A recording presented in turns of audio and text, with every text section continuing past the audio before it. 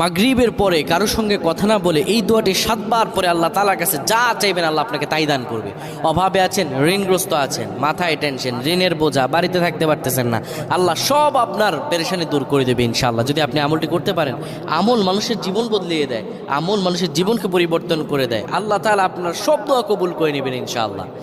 মাগরিব নামাজের পরে কিবলামুখী হয়ে থাকবেন, কারোর সঙ্গে কথা বলবেন না, কারোর সঙ্গে কথা না বলে কিবলামুখী হয়ে আপনি পড়বেন আল্লাহুম্মা আজিরনা মিনান নার, আল্লাহুম্মা আজিরনা মিনান নার, আল্লাহুম্মা আজিরনা মিনান নার।